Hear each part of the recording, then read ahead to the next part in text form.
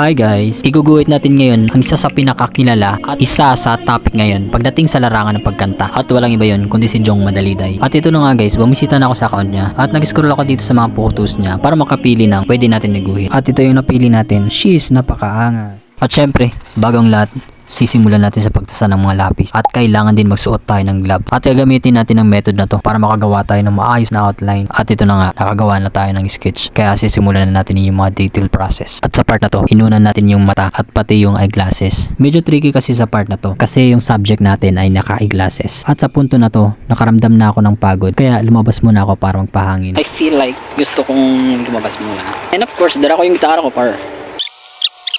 At sa punto na yun guys, meron akong gustong puntahan at dinala ko na din yung gitara ko at makapagkanta din nang sa ganun maging katulad to si Jong Madaliday. Haha, eme. Area. And over there, over those coconut trees, ano na yan is ocean na yan. At sa panahon na yan, for the vlog muna tayo. Ituturo ko kayo guys sa lugar namin. Subaybayan nyo na lang yung mga mangyayari dito. Delikado dito. Taas ng ano, ng mga bush dito guys. Taas.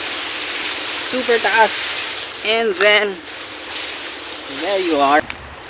You see, told ya, there's ocean behind those coconut trees. And let's go. Wow, like I miss this place. Aray ko, ba't mo ako kinakagat? Tingnan mo guys, nagpapakasarap. Kita nyo, lamok yan. Dahil abay tayo at matulungin tayo, sige lang. At andito na nga ako. At napakalakas ng tunog ng alon guys. Kaya hindi ko marinig yung boses ko tuwing nagkakanta ko rito.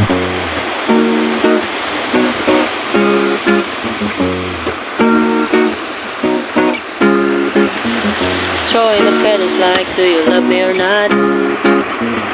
Heading and spinning it, you don't know when to stop. Cause you said forever, babe, did you mean or not? Hold on, hold on. And balik na tayo sa project.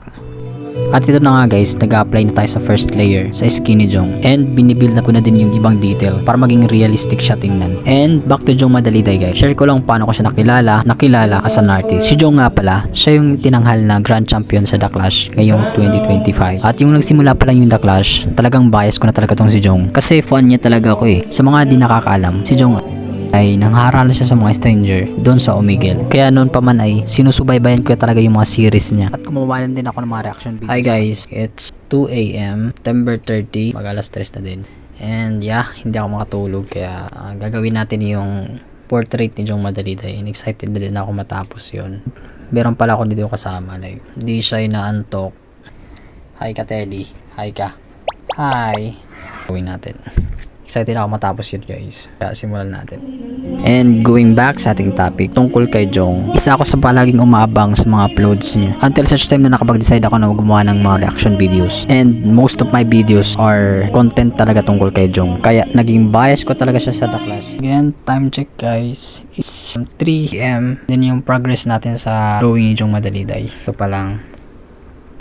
And guys, like, yung workspace natin, yung si Teddy di pa rin natutulog. Syempre, pinagmamasdan niya tayo habang ginagawa natin itong portrait ni Jong Madaliday. And then yan guys, madali na lang yan matapos kasi lalagyan na lang natin ang detail itong book dito. Ipapolish na lang natin yan.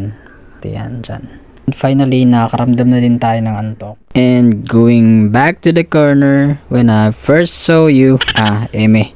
Let's go back sa topic natin kay Jong. At sigurado ko siyang mananalo. Kaya minsan napapatanong na lang ako, bakit pa kasi sumali-sali pa ito si Jong Madaliday? Panigurado naman to. Pero dahil nga gusto daw ng mama niya na sumali siya, kaya sumali na siya. Ang sweet, di ba? Kasi ginawa na lang niya yun para sa kakasaya ng mama niya. Kasi sabi pa nga niya, kontento na siya sa mga ginagawa niya sa vlogging, sa pangaralan niya sa Omegle. I mean, sa Azar na pala siya ngayon. Tsaka nga pala guys, kung artist ka, may recommend ko itong sa yung item na to. Perfect ito kung gusto mo na ma-level up yung mga artworks mo. Ang tawag pala dito ay electric eraser. And sa likod may instruction na. And durability check. Refillable na pala to guys. Ayan yung mga extra eraser niya kung maubos. Product pala to ng Tinwin. Napakadali lang niya buksan. And dyan natin ilalagay yung battery. AAA pala yung battery nito. Order na kayo guys. Ilalagay ko lang sa yellow basket.